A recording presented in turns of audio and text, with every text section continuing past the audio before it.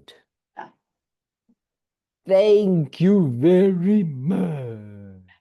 Because then like this, it's better because when you do it like this, then means that I can change here and I don't need to be watching myself. I can see you, but if I am recording, then if I change, then the recording captures my screen and not you, like, the screen. So that is better because then I can see you. So that's very, very good.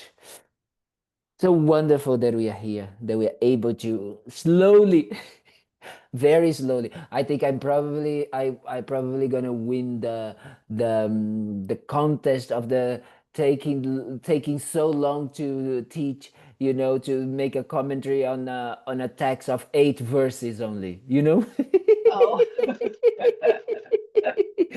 4 months. Well, 4 months for doing 8 verses. You see, so it's like that's good. I think it took Nagarjuna less than that time. Exactly. Next time. That's why, I decided when we decided we were going to do Lojong mind training, I said, oh, maybe we can do also the 37 practices of Bodhisattva. And then I said, wow, this is going to probably take a year. Yes. We're ready. Yeah. We got time. So 37 practices of Bodhisattva is going to take maybe too long. So that's good that we, in 8 verses in 4 months, I think we did it a good job. But it's important. It's very important what we did because we really established the grounds for understanding, that those mind training, what we are trying to train the mind is to train the mind in bodhicitta, right? Is to accomplish that wish to benefit others. As I like to say, is like what we are really doing is simply transforming our intention, right? That's what it is about. It's about transforming our wish for only have happiness and not suffer for ourselves only, but actually to think about others and say, oh, okay. Oh, Chrissy, I was missing you. Where Jason? He's right here. Say Wait, let me hello. I show was you. There he is. missing both of you. On the So very couch. good. On the couch Exactly. and He's on shirtless. his natural habitat. Yes. Right. Natural habitat.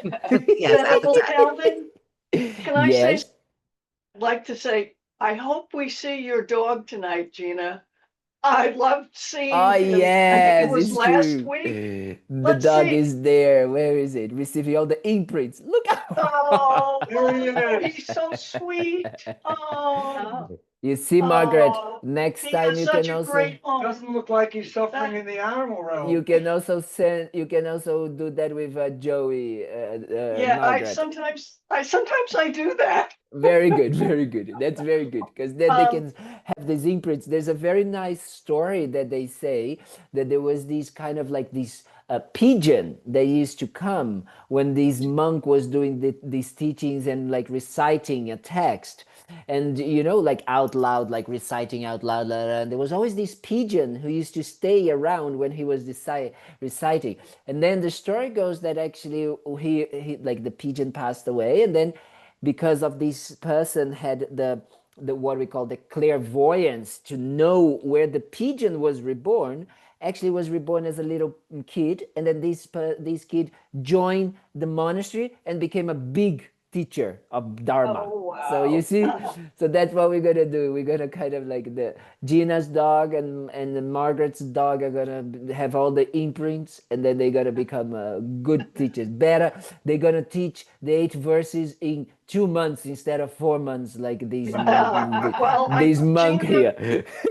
Gina is really a great person because I'll tell you what, that dog that she took in was pretty neglected for a long time. Oh, So this is when I heard good. she adopted the dog, I was like, oh, I am so happy, that Very she's got good. him, and I know he'll get good care. Very good. This is good, Gina. We are all very happy for you. Thank you for taking care of the animals. Very good. And now even better because you're not only giving food and love and kind, but you're giving dharma to them. So even better. So they can actually, really Yeah, help themselves. So that's that's right. very good. So that's very, very good. Okay, so as we know, as we were talking about really developing that bodhicitta motivation, that compassionate mind, like Gina, being compassionate to the dog, we need to really develop an intention and really remember why we need to develop our intention. So I always like to say that to develop compassion and to develop, bodhicitta, that wish to benefit others in the best way we can, right? Not only this life of the dog, but all the lives of the dog. Can you imagine that? Thinking about, okay, I'm always going to be there taking care of you in all your future lives until you get enlightened. Wow, that's what we want. So that is the bodhicitta motivation. And for bodhicitta motivation, for us to say we want to help the dog, or help all sentient beings in this way, we need to really understand suffering, understand where suffering comes from, and we need to understand how the suffering comes from our own mind, our own deluded, crazy, uncontrolled mind that see things in a completely crazy way, completely gets attached to things that are not there, right? And get angry with things that also not really in the way that they appear to us. I was talking the other day, nowadays, there's a study saying that 90% of everything that we see, that we perceive in our minds when we are angry at someone, completely crazy, right? So that is what we need to start realizing, so we can understand that until we have those mental states in our lives, we're gonna suffer. So we need to want to renounce, to be free from it. We need to make a strong determination to say, I want to be free, right? And that song, I want to be free. Is that? No, I don't Yeah, know. yeah, yeah. I know that. Yeah, So that is everybody. the song of our lives. We need to play all the time so we can actually, really put in our minds that idea of like, I'm done with these. Today I was thinking about that. I was thinking about death, contemplating a bit of death, and I was thinking about, wow, can you imagine if I die, I'm gonna go back and I'm gonna have to, if I have the possibility, to come back as a human being, I'm gonna have to go through all of these again, like like a kindergartens, like middle school, like like a high school and all of that. And I'm like, oh Oh my no, gosh. like get me out of here. So I Yes, was yes, thinking about, right. that. I was saying, oh wow, but only the mind that is kind of like free and has the control, has the decision, and not only this, that the mind that wants to actually come back and go through all of these, kind of like things again and again, but with that intention to help others. Because if we do have that intention, then we do it all of that very happily, right? So that is what we are trying to really develop in our minds when we are studying the 8 verses of mind training. We are trying to train our minds to develop that wish, that once we need to come back because we are, once we are kind of like gonna get reborn, at least let's be reborn with an intention to help others. So then this time that we are here in this world, however, how many years we are gonna be here, at least there's meaning, right? And a beautiful meaning. So that is the true potential of being a human being in accordance to Buddhist idea, the Buddhist view. It's like, it's not only to live by ourselves for our own desires, to fulfill our own kind of like wishes, but actually to really help others be free from suffering and find happiness, right? That is the true meaning of life. And not only one life, but all lifetimes, every lifetime. So for that, we really need to ingrain that wish in our mind. So that is why we are doing, these kind of like again and again and again and again and again and again, listening to this blah blah blah for 4 months, again and again. So it really kind of like sticks into our minds, and then it becomes easier and easier and more. The autopilot becomes that. That is what we want. We want that autopilot to be simple, clear, easy, love, compassion, kindness, and wisdom. That's what we want. Not the opposite, not just craving, grasping, attachment, kind of like a low self-esteem or impatience, anger, all of this. No, no, no, not like that. We want to be free from that. So that is why we need to say, the only way or the best way that I can actually accomplish that goal of freeing myself and others from the causes of suffering, from these negative emotions, and to achieve lasting, peaceful, amazing, satisfied, always satisfied type of happiness is by becoming a Buddha, by achieving enlightenment, which is the mind that is free from the causes of suffering and the suffering, and accomplished all of the good qualities, but is even more than that, is going beyond, all of these and just connecting with the pure nature of our minds. That's what we actually have. It's living from our own experiences, which is the pure nature of our minds, without any kind of projections, ideas, or concepts. I always say is when we are doing meditation, especially those coming on Mondays and Wednesdays in the morning, when we are trying to kind of okay, let's focus on the breath. And then the mind immediately starts to wanting to change the breath and see it and kind of modify and do something with the breath. Why? This is becoming, it only arises because of our contaminated mind right now. When we are talking, what we are talking about when we become enlightened, when we become a Buddha, we don't try to change anything. Everything is what it is. We just see things for what they are. So there's no lack, no sensation that there's something that needs to be done, accomplished, or whatever with that kind of object that we are concentrating. Like, for example, the breath is just perfect as it is. So from that perfection, then we manifest, right? And from that manifestation, if we accumulate all of these good qualities and we don't have any suffering or cause of suffering, that means that the manifestation will always, because it's pure, right? That essence that we have. And if we accumulated all of these qualities, then the manifestation will always be good, positive, beneficial. Makes sense? That's what we are trying. Okay, I could have done that for 4 months ago, and then we've done the teaching. So then that's why we can do that today. That's good.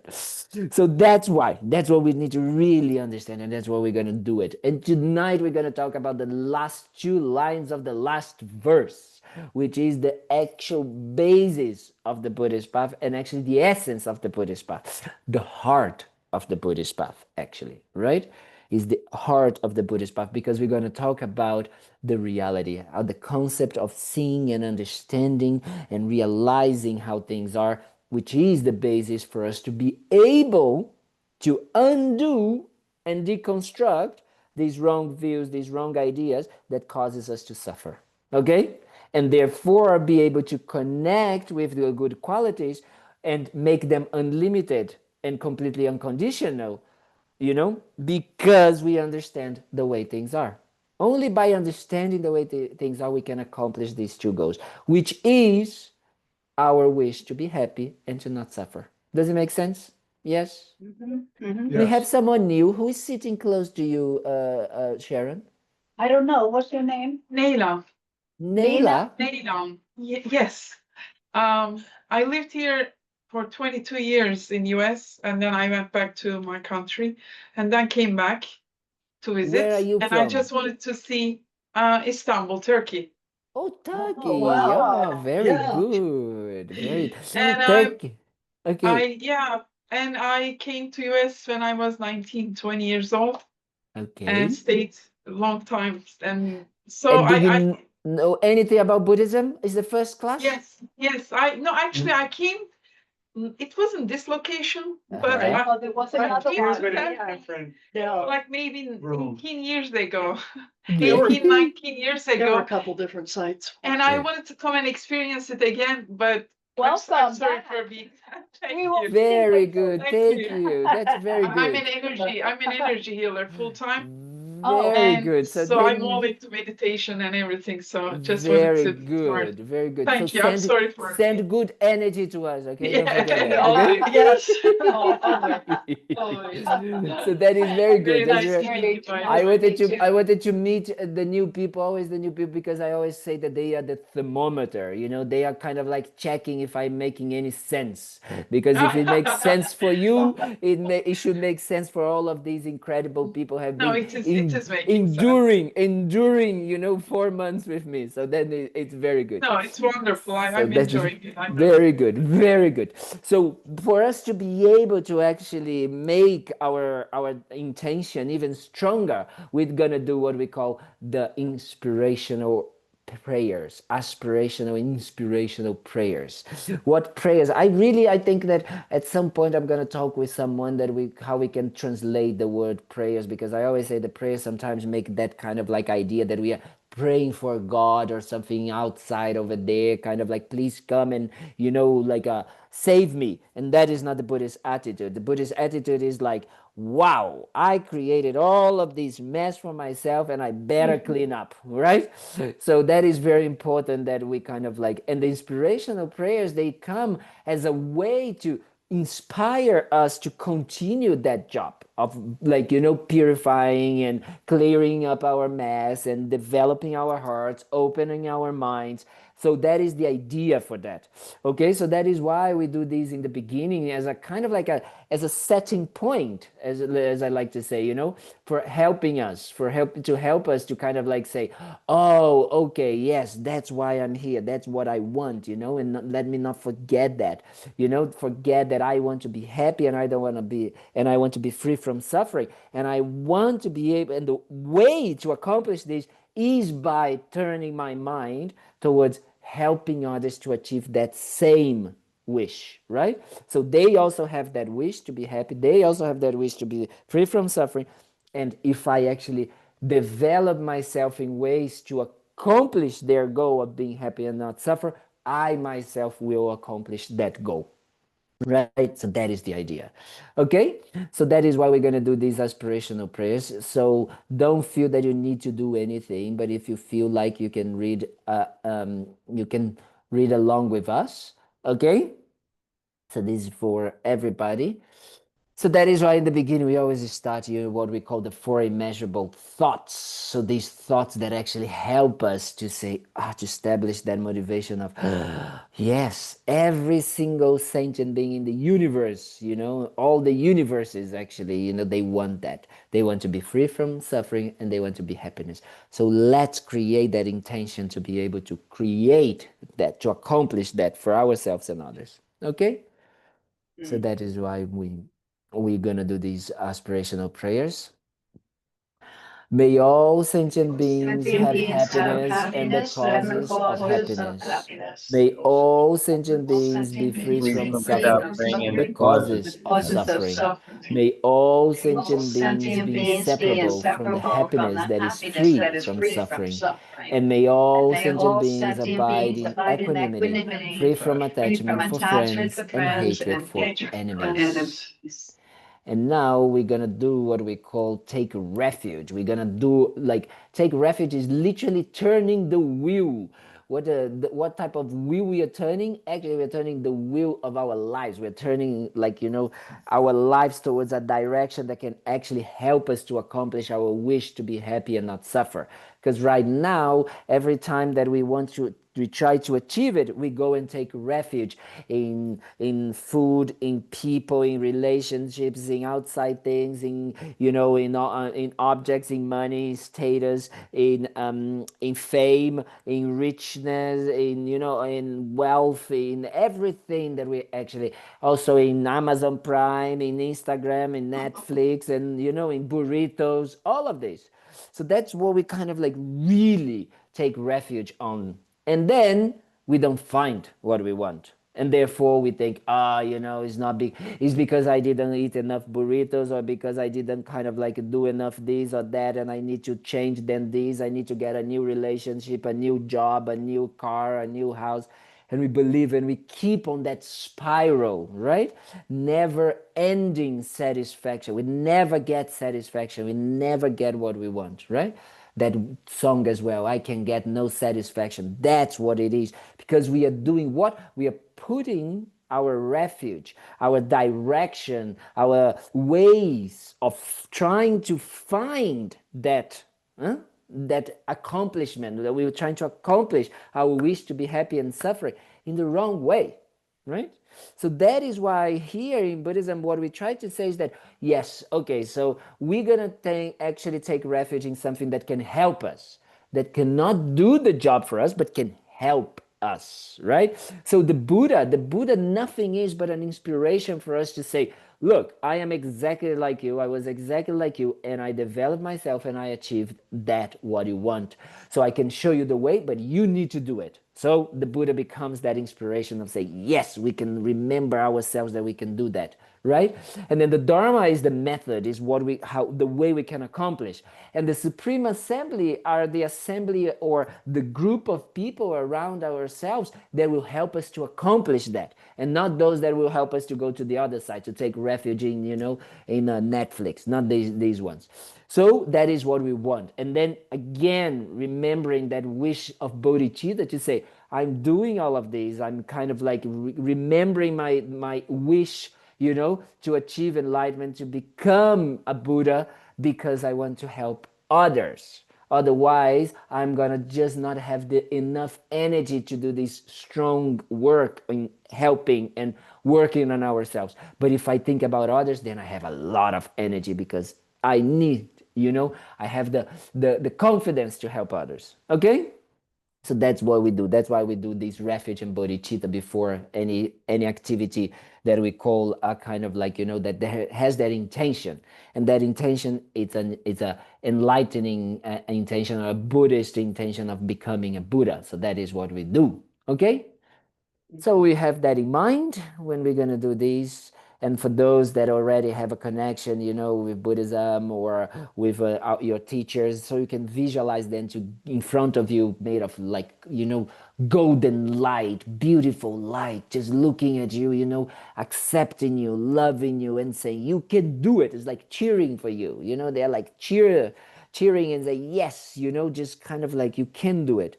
So we inspire ourselves to say, yes, I'm going to pay attention, and I'm going to think, and I'm going to contemplate, and I'm going to really try to use whatever blah, blah, blah that Calden is saying to actually transform myself and accomplish happiness and freedom from suffering for myself and others. Okay? So have that in mind. Keep that in mind while we do these prayers together. I go for refuge until I'm enlightened to the Buddha, the Dharma, and the Supreme Assembly. By the merits I create through listening to the Dharma, may I become a Buddha in order to benefit all sentient beings. I go for refuge until I'm enlightened to the Buddha, the Dharma, and the Supreme Assembly. By the merits I create through listening to the Dharma, may I become a Buddha in order to benefit all sentient beings. I Can I go say for something? refuge until I'm enlightened to the Buddha, the Dharma, and the I want to Supreme make a Assembly. suggestion. By the merits I create through listening to the Dharma, may I become a Buddha in order to benefit all sentient beings. Very good. I don't want to do it. I So can't. I was now, about to, but I can't. oh, sorry. Someone said something? No, No? No? Okay. Sorry. I thought I heard something. And then what we gonna do today is the 8th verse, and especially the two last lines of the 8th verse. Okay? So of the 8th verse. So what we were describing, what we were talking about, it's important that we start talking about, is that what we have been discussing is ways to develop our minds again and again and again and again and again and again into transforming it from the selfish, self-centered, like me, myself, and I type of way to a mind that actually think about others. Okay? So we talked about all of these different methods, like offering the victory, or or seeing ourselves humbly as not knowing everything, and actually understanding that others maybe can help us. And when we see someone that are like trying to really stick a a knife on our back, instead of doing a knife for an eye, actually we help them. We even kind of like see them as our incredible teacher, right? We saw all of these. Do you guys remember that? Yes? So But then we said why it is important that we're going to do all of these practices, but that these practices are completely not defiled or completely free from any stains of the superstitions of the 8 worldly concerns. And then we talked about these last week. You guys remember that? Yes? We talked about it. So we talk about the 8 worldly concerns as these kind of like mental attitudes that always are thinking about praise, are always thinking about gain, are always thinking about pleasures, and it's always thinking about, you know, a good reputation. And it's always worried about being criticized, about losing or not having things, about, you know, having unpleasant situations, and having a bad reputation, right?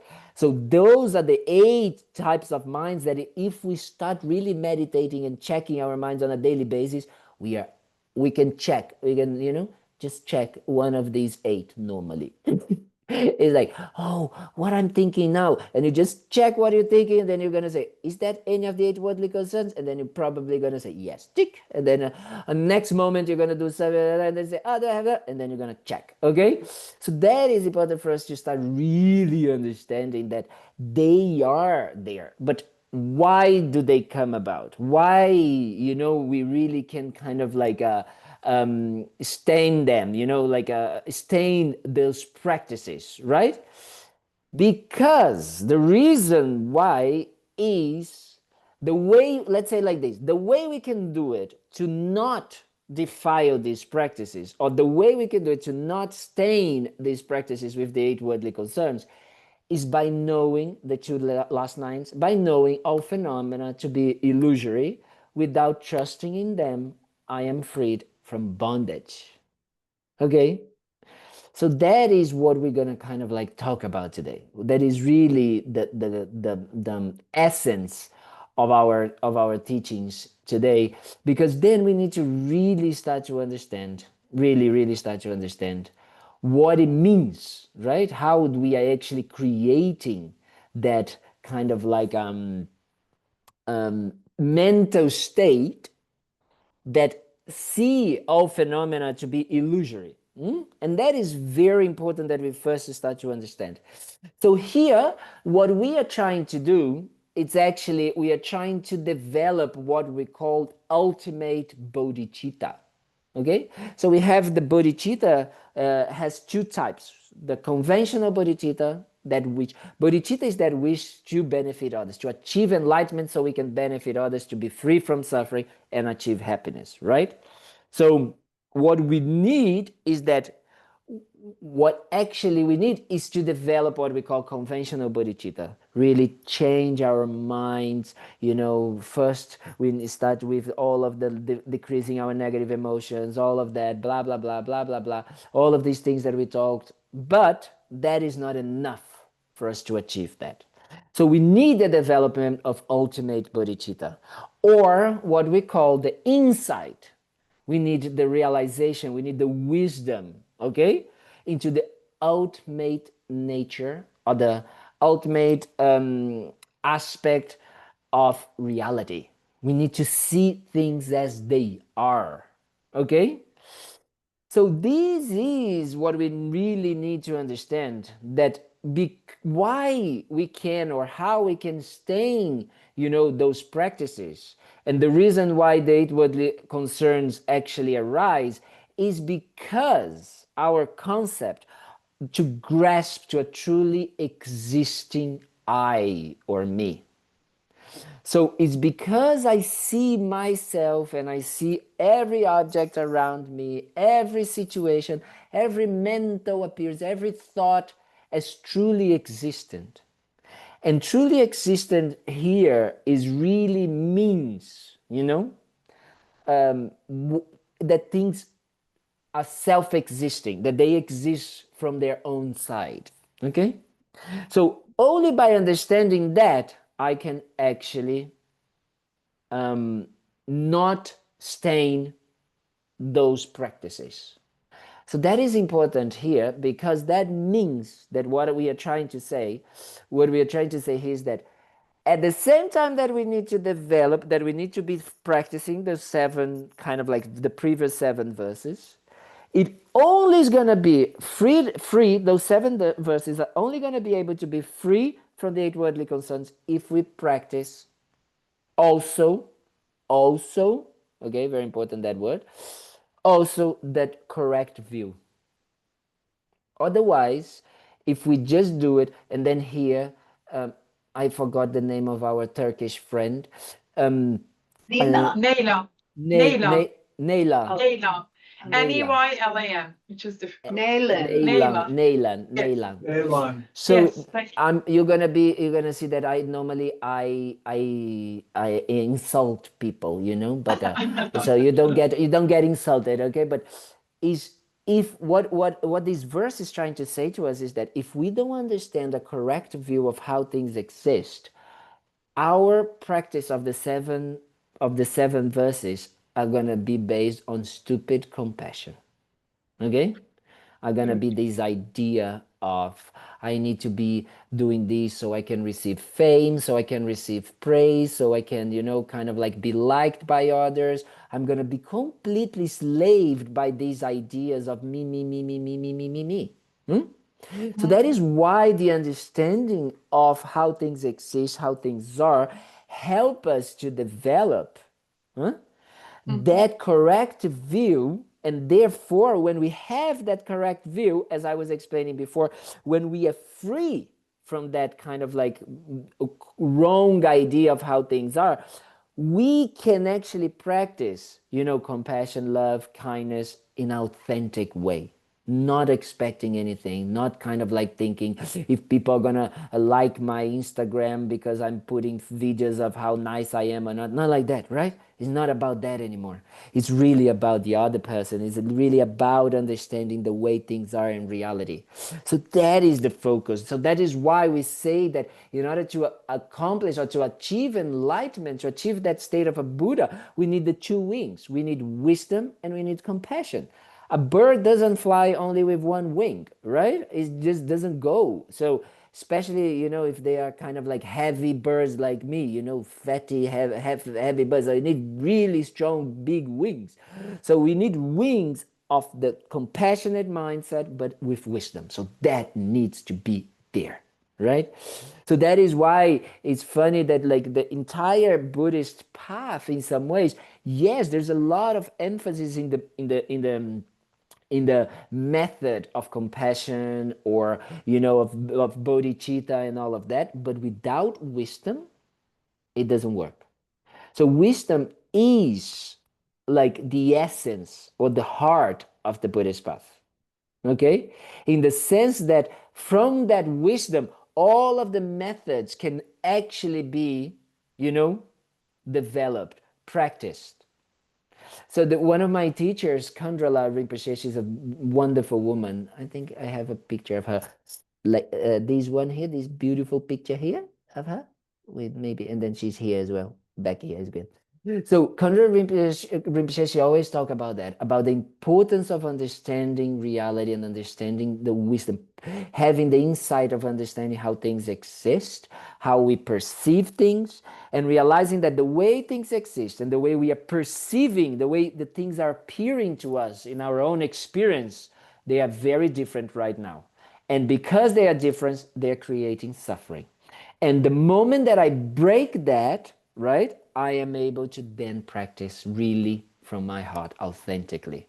Because I'm not actually anymore practicing from a let's say a future, right? I'm not anymore kind of like doing things with a confusion, or like, you know, still slaved by our negative emotions, by our attachments, by our kind of like selfishness, right? I'm doing it because I understand that things can be done and how they can be done. So that is the reason why we really need to understand. And the first thing we need to analyze is whether or not things have, you know, what we call this truly established existence, or this existence from their own side, or if they are self-existing, or they are, you know, findable even that, you know, sometimes we talk about that being findable. What does it mean? Well, it means that if we actually try to look, for example, we're going to start with this I, this sense of me, this sense of self. If I really tried to find with my finger and pinpoint when I'm doing like this, okay, this is me. What part I'm actually saying it is me, right? It is my body. If it is my body, which part of me, which part of my body is me, right? So if I dissecate, how do you say that? Dissect. Dissect, you know, if I dissect myself again, every single aspect of my body, all the organs, all of my skin, everything, all up into the atom, which of these I'm going to be able to say, this is me? None, right? None of them. There is no part of our bodies that is called me. And not only there's not because it's not called, but because there's no such thing as a fixed, as a self-sustained, self-existing idea of me. But then people will say, but I am also my mind. Okay, your mind is constantly changing. Our minds are constantly changing, right? The present moment just stays for a millisecond, you know, like in 1 second or less. Is actually is a snap of a finger. We say there's 65 moments when we snap the finger, right? So what is present? Because the present, past is gone, present, future is coming. So we are constantly changing as well. We're having thoughts, as I say, the roller coaster of our lives. No, we wake up in a way, we go up and down, up and down, and up and down. And sometimes, some days we go up, but then some days we go really down. So which of our thoughts, which of our emotions, which of our memories, which of our, it's actually, you know, called me? For example, when we go to a movie, we all know that a movie is made of the little, how do you call that? The little tick tick tick tick tick, like small frames, the small little frames, right? So we need all of these frames together coming, and then there's the light. So can we say that which of these frames is the movie? Is there one frame specifically that is the movie? Is it? Or is the continuity of all of these movies together, that continuity I called me? But there's no kind of like one that it is me, right? And not only this, also the light, because then some people say, oh, it is the consciousness, or it is the soul, or that is what is me, right? But then I say, is the light that is actually projecting the little frames, it's also the movie? No. So therefore, there is nothing that is findable to be called a self-existing, self-appearing, self-inherent, self-sufficient, what else I can say? Truly established me. Yes? Does it make sense so far of that part? Because that is important, that we need to start understanding, right? We need to start really. Sharon has a question. Sharon has a question. Okay. Yeah. Well, a question or a statement, but you know, since I was born in this life, everything that I've been through is a conglomeration of all of my experiences and thoughts, and whether good or bad, but all of that makes up me, because Yes. I'm just another individual. Like Margaret had different things to make Yes. her. Perfect. Yeah. So That's why do we have to absolute. like try to point something? Why do we have to, or why are you like shining the light on trying to find one thing that makes up me? Because it's a lot. Because Yeah. the way we exist, the way we perceive ourselves is in that self-existing kind of like established way. You know, you just described exactly, it's very good, it's wonderful what you just said, Sharon, because it's exactly, you just kind of like answer your own question. You are all of these kind of like impermanent things that have been happening. So therefore, there is no one moment only that makes you, but the way we experience our lives is that there is. And each moment, in the present moment, let's say like that, when we talk about what I want to do, it's coming from that idea that this I, it's not an impermanent, ever-changing combination of factors and things. It's actually a very solid, almost a, you know, a kind of like external, like a commander, you know, a pilot of our lives, an experiential, like an agency, an agent, you know, it's like there is something almost like a, there's a movie, Men in Black. It's a very old movie. It's like with E.T. and all of that. I really like that movie. You know, when I was young, it's a very nice movie. And there is this guy, and then you know he's kind of like this big guy, and like he's a normal like a human being. But then they discover that actually he's like a E.T. You know, like a, and then they open his kind of like his head when he passed away. They like take like this the thing, and then it opens, and then there's a little kind of like ET, very small, commanding everything, you know, the kind of the piloting of everything. That's a little bit of how sometimes it feels, right? Especially if I would come now and say, Sharon, you are that, blah, blah, blah, start accusing you, immediately would come up a sense of how Sharon is, how Sharon should be, how Sharon, like, you know, like that all of these experiences crystallized you in a certain way.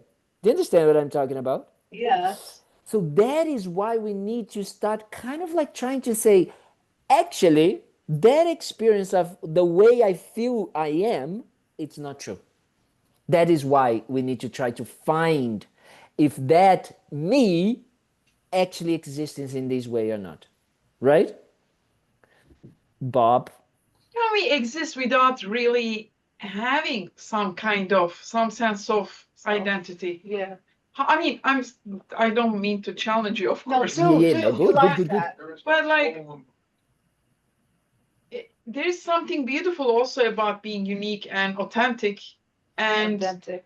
and we all bring something to the picture, like a rainbow, you know. And and I think it's okay to be.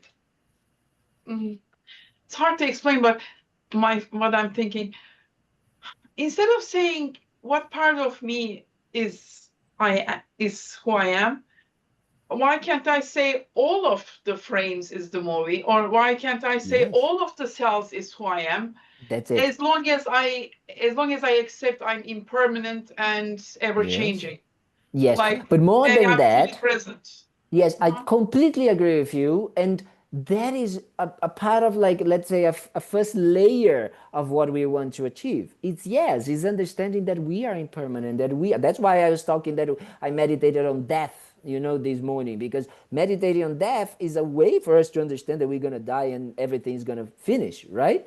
So that life, this life is going to finish.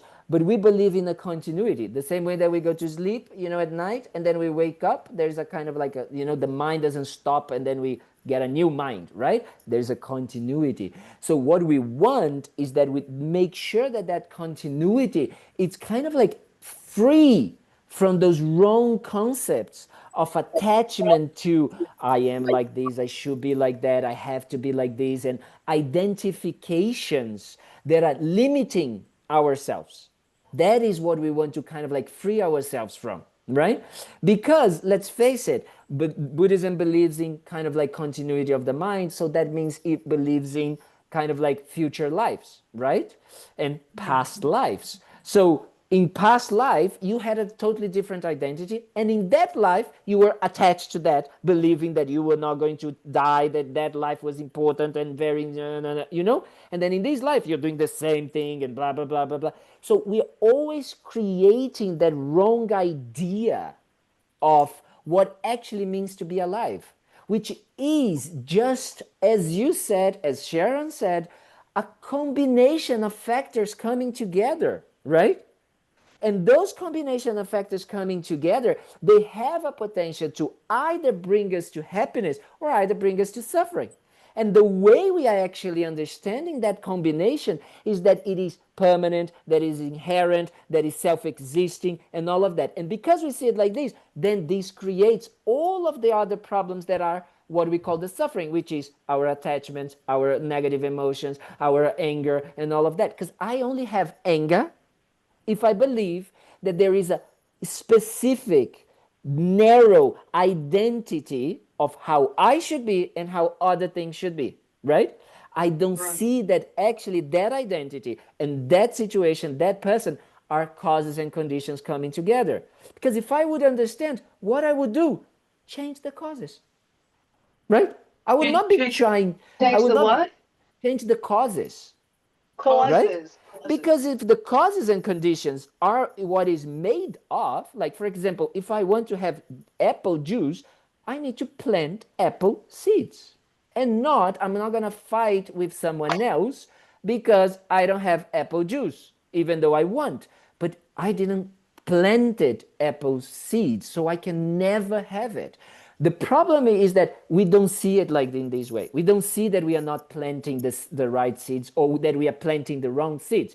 We are focusing on the result, on the manifestation of those causes and conditions coming together without understanding that cause and effect relationship that they have, right? So it's more in that way. So it's not about neglecting our identity, neglecting who we are, neglecting that cause and condition that make ourselves unique. It's actually taking control of that process, right? Through our intention and our wisdom to navigate and use that in order for us to achieve happiness and not suffer, right? Because right now, because we have those kind of like narrow, wrong views about ourselves and others, what happens is that we are so contaminated or so habituated with seeing in this way that the moment someone does something that my limited idea of this identification of this life that, oh, I like it things in this way, and someone does something that is different from that, right? And I believe that this person is doing it because they are kind of like, really, I start to say they are always like this. They are seeing always like that. I start to crystallize and I start to crystallize myself, but I always have it like this, so I need to have that, right? Then I suffer. So that is the problem. It's the mentality, it's the wrong idea that we have on how things exist. And how things exist I'm not saying that things do not exist. I'm not saying that there is no I, no sense of me. But the way we are perceiving the sense of me is actually mistaken in relation on how it actually works. No? How it actually works by cause and effect, by causes and conditions, right? And not only by causes and conditions, but also by parts, as we say. Our body is a part of the me that I have in this life right now. The mind is a part of the me that I have. So these two make it a me. No, I can call me, I can say I. But the problem is that this mind and this body are ever changing. Not only in this life, because it's easy to see the body changing, right? Like that when mom and daddy came together, and then the egg and the sperm, and until we become old like Bob, So it's easy to see how the body kind of like changes, right? So, but the mind as well. So what it means is that if we understand that ever-changing concept and nature of things, then we are free from the trap that we are in right now of grasping for permanence, for inherentness, for, you know, like existing from it, like, ah, no, this is like that, or it has to be like this. Because as you said very beautifully, it's like, yes, it's unique who we are because of our kind of like cause and conditions coming together, right? But right now we are not putting intention for these cause and conditions to come together many times. Or the intention we are putting is based on that understanding that if I have things for this me that has to be in this way, then I'm going to be happy, right? And that is the mistaken view. That is what we are trying to change. Sorry, Bob, you were supposed to talk, and I talked a lot. So as I'm listening tonight, Mhm. talk about age, I was in the hospital this morning For the having eye thing? I was in the hospital. For the eye? No, I was in the hospital for my heart, Bueno, tá bom. having a procedure that I didn't know I needed to have as a follow-up. Mm-hmm. And I was totally consumed by me and what I perceived as the suffering of my experience Mm-hmm. because of what was going on with the gentleman next to me and how it was impacting what was going on with me. And now that I'm listening, and I thought I was suffering in the hospital because of that. And now that I'm listening to you, the suffering of not being compassionate in that moment is much greater than the suffering that I experienced in the hospital this morning. We just need to be careful because it's not that because you were not compassionate that you No, know. I was not compassionate. The thing is that it is true that when we are obsessed about ourselves, we can't find peace of mind, right? It just can't. It's just why? Because of the relationship of how we exist. How do we exist as well? We are dependent on each other. And not I'm not talking about like psychological codependency here. I'm not talking about that. I'm talking about on a very kind of like a basic level of we need each other for eating, for, you know, especially burritos and all of these delicious things, pad thais, you know. So we need each other for having everything that we enjoy and that we need in order to survive, right? So when I'm just thinking about myself and just believe, like really truly believing that accomplishing my desires, my pleasures is going to bring me happiness, what I'm doing is that I'm negating all of the happiness and suffering of others, right? As important as mine. I'm putting that barrier. I'm creating that division. I'm creating that, you know, kind of like me and others. And yes, there is an identity and there is a difference. There is an individuality, but there is no difference in the wish for wanting to be happy and wanting not to suffer. It's exactly the same. Because we say that the mechanics of our minds and the mechanics of every sentient being mind is exactly the same. So that is why we kind of like when we start to accomplish that idea, really, that idea that I said at the beginning of understanding our own suffering and the causes of our suffering, we start to develop authentic compassion. Because we start to say that actually every time that I am thinking only about myself, that I am only like, you know, grasping at my things and my wishes, my desires, my thing, I'm with the mind is so tight and so small and so kind of like fearful, no? That But but I'm sorry, it's just yes. hilarious. But at that moment, I'm building compassion for myself. Depends, and that is exactly very good, very good. You're kind of like bringing the questions that normally they come up. So that in that way, we will say that compassion for myself is not really just creating something. Uh-oh, you're frozen. Nothing I can do about it. Buddhism means is wanting Oh. to be free from suffering, right? I want to help others, myself and others, to be free from suffering. So I need to understand what suffering means and what are the causes of suffering. So the suffering that we are talking about here, I specifically the suffering that we all have, physical, mental suffering, but especially the suffering that comes from the causes which are negative mindsets, like anger, like attachment, like low self-esteem, like all of that. When we are hijacked, when we are under the influence, when we are controlled by these mental states, right? That can even bring us so much down that we kill ourselves, right? So that is like those negative mental states. That is what we really want to get rid of.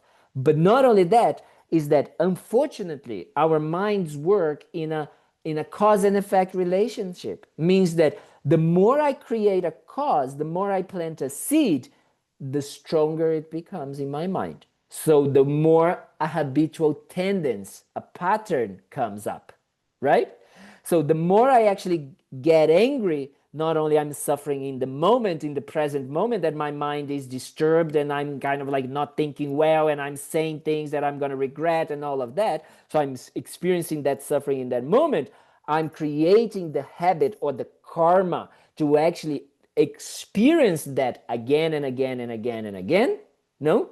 That means habituate my mind to experience that, but also I create the causes to receive that anger, like that sharp, nasty words that I'm talking to someone, I'm also like creating the cause to receive that. So as long as we have that, we're going to suffer. So when we talk about compassion in Buddhism, we are saying me doing everything possible to be free from my habitual patterns and my negative emotions, that is compassion. So that is the compassionate mental state in that, right? Why? Because when the moment that I actually decrease my attachment, the moment I decrease my anger, the moment I decrease my low self-esteem, I decrease my anxiety, I decrease my that, I'm feeling much better, right? Much, much better. And therefore I have space to connect with others, right? I have that space to realize that my relationships, that interdependence of my relationships, right, are so special and so important. And therefore, may I be able to make that relationship, that interaction beneficial. But if I am obsessed with myself, my pain, my sufferings, and only, then I don't have that space. Right? If I'm hijacked by these negative emotions, by this anger, by these low self-esteem, I can't. Right? So that is why we are creating, like what we started to say, that we need to ingrain ourselves with that idea that we wish to be able to be free from these, right? These negative emotions and these negative habits, so we can have all the space, all of my energy, all of myself, my existence, to be able to help others, right? Because the more I do that, it's like, as we all know, I don't know, like I'm sure some of you have like volunteer or helped or do something for others, and you know that you receive much more, right, than actually what you think you are giving, right? I remember when I was young, when I was 18, when I was studying 17 to 18, studying university, I started a storytelling, for kids in public hostels in Brazil. And I thought that I was the one helping them. And I still remember how I used to get out of there in that bliss almost, right? Because I would go and see those kids that had like maybe 6, 7, 8 years old, never left the hospital because they had such a horrible condition, health condition, or because their parents just disappeared, right? And they were so happy and so enthusiastic and so kind of like kind and nice. And when I would go and tell them the story, they would create, kids are just incredible, and they just like completely dive into the story and forget about their suffering, right? Not make it heavy. And I was just like, and I would see myself going home, and I like, I didn't have my favorite burger today, and I'm kind of like, and I was like, wow, right? So you receive much more when you actually help and give to others, right? Does it make sense what I'm saying? Do you guys agree with that? So Yes. that is very important that we understand. But the only reason why I could do that, it was because, yes, I created that habit to actually do that, right? And so I put it myself as a 17-year-old person to kind of like do that, right? So I say, that's what I can experience from my own mind. I can see that like my parents are very like generous people. They always been helpful and all of that. But I have two other brothers, and my brothers didn't think like that. So it's not because of education, it's not because of the household, it's not because of the place, or everything was exactly the same. So my explanation, or what Buddhism thought, like really taught me, was this is just habitual tendencies that you created, and you're just bringing with you in this life. Right. Right? So you have that tendency already, and the more you engage, the more actually you develop more. So, like karma or tendencies or patterns is not just for negative or bad things, it's also for good. Right? Yeah. Yeah. But I have a question, because like, you were talking about nanoseconds, right? Nanoseconds. Yes. Okay. And this thought is from the previous thought. Yes. Okay. But there's no room. Where's the room to change the thoughts? The thoughts are like this. Wow, wow, wow, wow, wow, wow, wow. Sharon, you amazing question. This is like, wow. This is like, honestly, because yesterday I was giving a teaching here in Brazil, and I was talking about the continuity of the mind. And I was talking exactly that actually the previous moment will influence the next moment, right? Yeah. So that's exactly, and I was like waiting for someone to ask this question, so but they didn't ask. So I didn't go there. So what happens is that, yes, there is an influence of the previous nanosecond to the present nanosecond, that this present nanosecond will influence the next second, right? Nanosecond. Yes. However, we need to remember that the mind in the present moment has all of these seeds, the good and the bad. So even though there is the influence factor from the previous moment, if we also have the conditions coming together, for example, we're seeing something, we're hearing something, and all of that, that makes one of those positive seeds to arise, therefore it cuts, let's say like that, or replaces the influence from the negative to a positive one. So that is why, exactly what I was just describing now before, your amazing question, just before, is that the reason what we need to start doing more and more is planting good seeds, right? And stop engaging or watering, the negative ones, right? And the way we do it is by familiarizing ourselves, and especially intention. Because every moment of mind, every nano moment, I love this nano moment, it's very good. Nano moments of mind has an intention within it, with it, right? It's Right. part of it. It's kind of like, before the thought in itself, there is a intention, right? We say there is the mind and the mental factors around it. So it's almost like, when you do chemistry and you have like kind of like that little thing with this little, kind of like a, the component, when you design, you draw the component You mean like the nucleus and the atom and the, yes, you know, and the kind of like you have like, oh, see, this is like a CO2, and then you have like this, and then this is 2, this is O, this is C, this is O, and all of oh, this. yeah. That idea is like the Development chart. mental moment, the nano-mental is not just one simple thought. There's many factors, let's say, creating that thought. Why? Because it's also caused by causes and conditions, right? Even the thought doesn't exist inherently, right? From its own side. It's also a creation of depending arising moments, right? Depending arising factors, right? Depending, and is dependent on things to arise, right?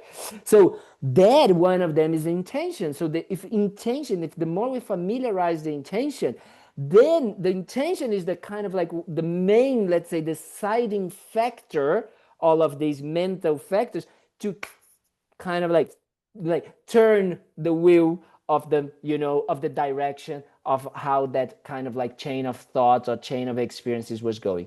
Does it make sense? Yes.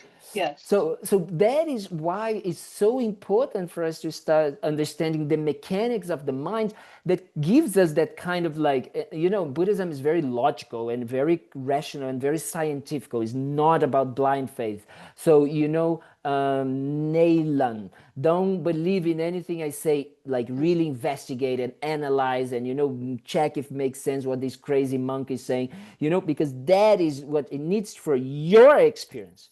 And the more we understand, the more we listen, the more we kind of like then we are able to really come up with our own experience of it, right? And not because I heard and I think it is, but it's not mine, right? And in Buddhism, this is very important. That is our own experience that will make that transformation of intention, so that the nano moment kind of like goes into a good direction, right?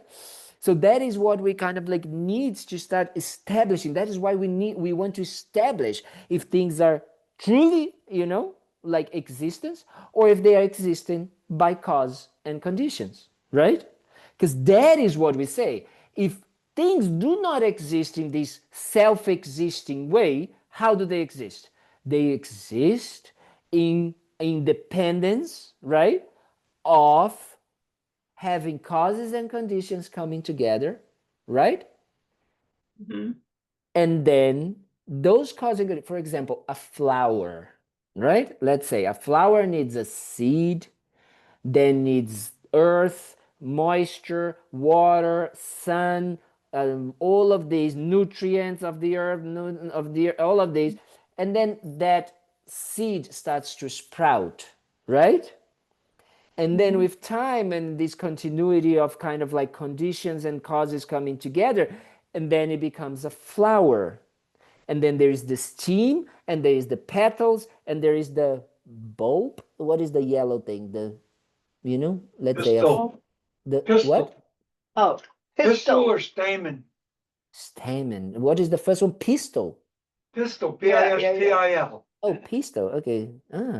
Okay. So pistil is like, so if I take out the petals, or if I take out the stem, or if I take out the pistil, which of these things is actually the flower, right?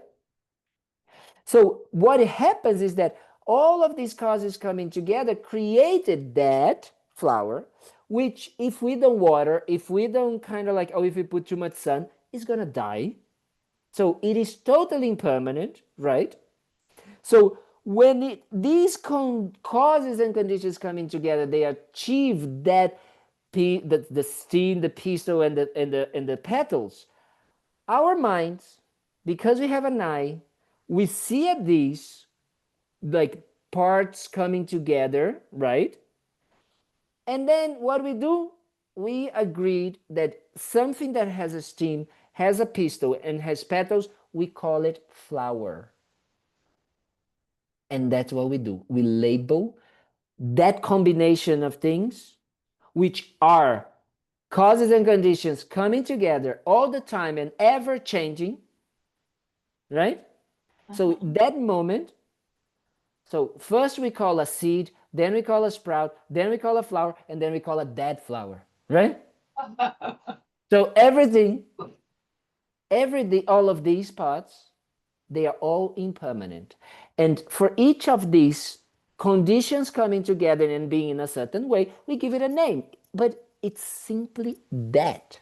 It's a mere name that we are establishing in order to label those impermanent cause and conditions coming together. That's it.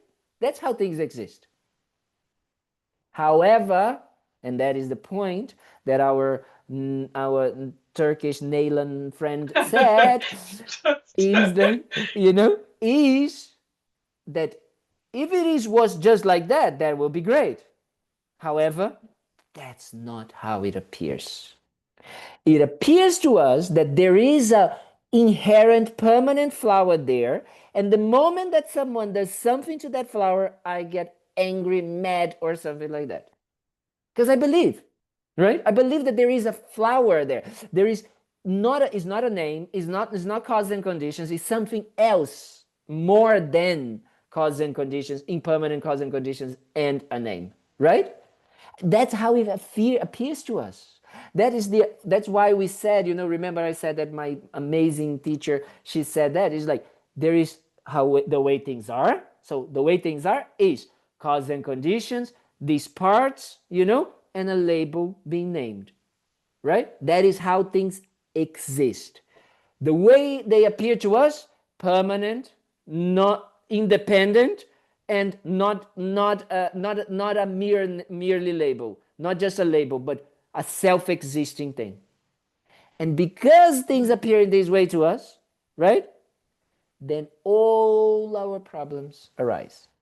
All our negative emotions, all our grasping, all our anger, all of that, because we believe. Like, think about it. Anger is, I want something. And the reason why I want something is because I believe that if I don't have it, I'm going to be sad. And if I don't have it, or if I have it, I'm going to be happy. But it's never able to give us happiness.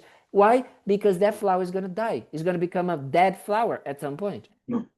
So it can never give what we actually are expecting from it.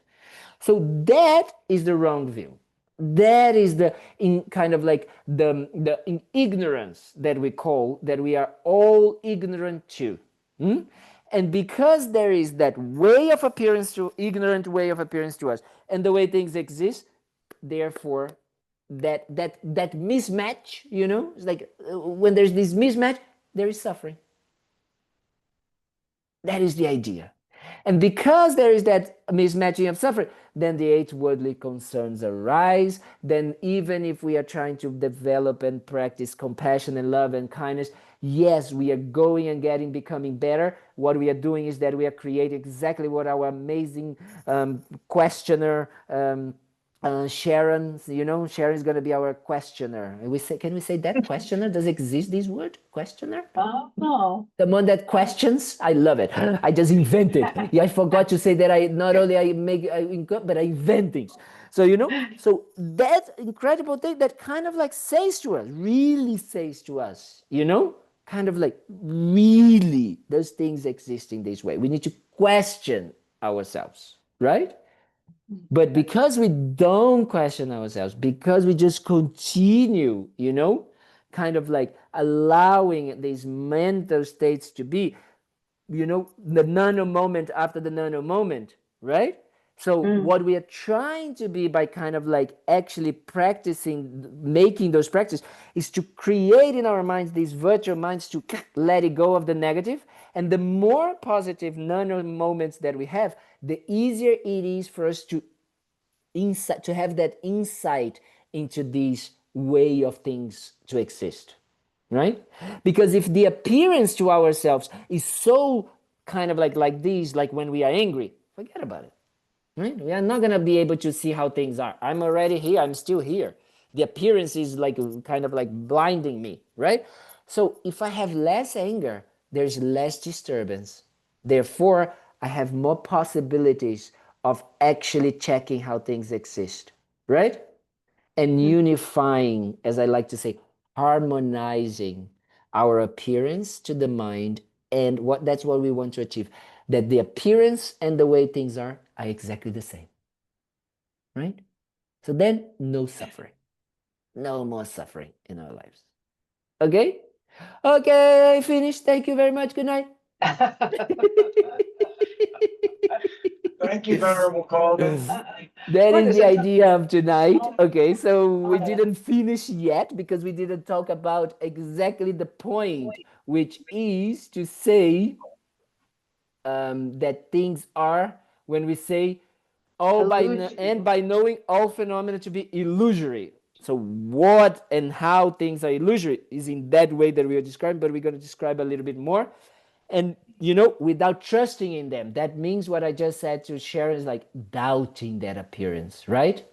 The moment I doubt and I don't buy into that appearance of inherent, of self-existing, of the more I do that, then I'm free.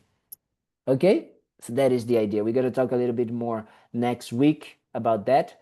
And to finalize, to pretend that I am like a good monk, we're going to do some dedication prayers, So we're going to do some prayers that we say that, okay, everything that we have done, everything that we have listened, that we contemplated, all the questionings, all of these doubts and all of that, instead of being something that will create kind of like, negative results for us, is actually this is going to create the best result for us. Because the more we doubt, the more we understand, and the more we harmonize our appearances and the way things are, the better, the happier we will become in this life and all our future lives, until we are completely free from all of the wrong appearances, right?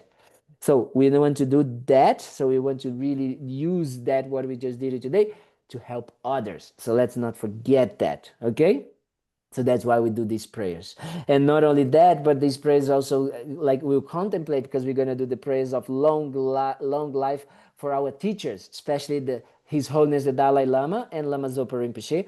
And why we are doing that is because, honestly, I met Dharma, like when I was 12 years old, but I was not ready for that. But when I was, 25, I finally started to meet the Dharma, 24, 25. And it really transformed our lives, my life, and really transformed myself. But these only happened because there was someone there that had walked this path, that had been contemplating on these difficult things and like doing kind of like crazy things in their minds, to really understand, but not only understand, to have that experience. Right? And once they have that experience, they are able to share with us. So that is why we really ask for our teachers to have a long and healthy life and continue guiding us, not only in this life, but in all lives to come, so we can become like them, understanding and accomplishing, realizing that in wisdom within ourselves. So we can be free from our, wrong views, confused views, but also that we can help others as we being helped by them. Okay? We're going to do that. Okay, so let's dedicate. Due to the merits of these virtuous actions, may I quickly attain the state of a Guru Buddha and lead all living beings without exception into that enlightened state. May the supreme jewel bodhicitta that has not arisen arise and grow, and may that which has arisen not diminish but increase more and more. And then for His Holiness, long and healthy lives. We're gonna go and see His Holiness in October. So I'm so we really need to create a cause for him to be alive many, many years. So all of us here can go one day and meet His Holiness. In the land encircled by snow mountains, you are the source of all happiness and good. All powerful Chenrezig, Tenzin Gyatso, please remain until samsara ends.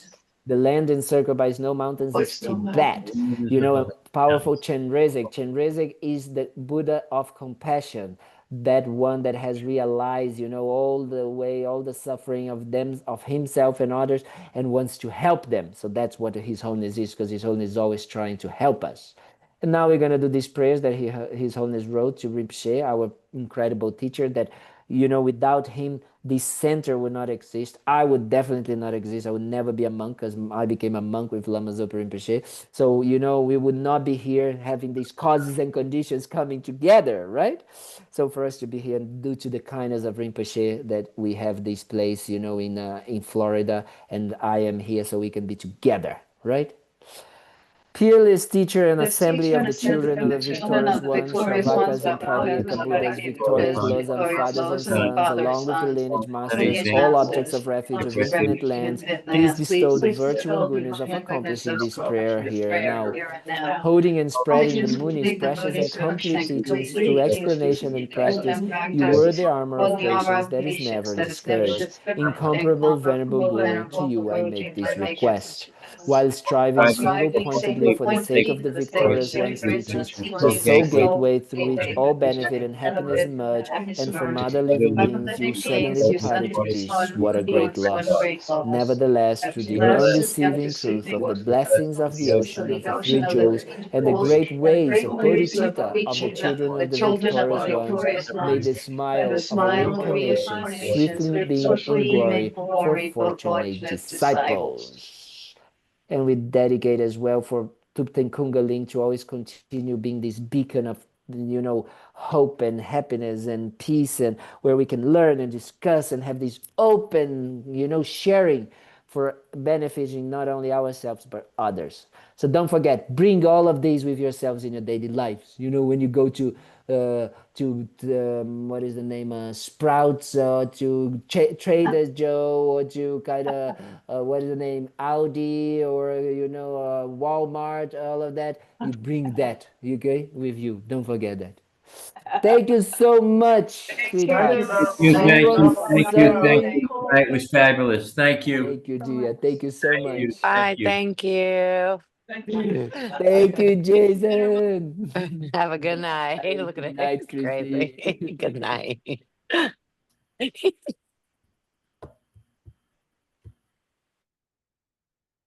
Night, Bob. Good night, Bob. Good night, Debs.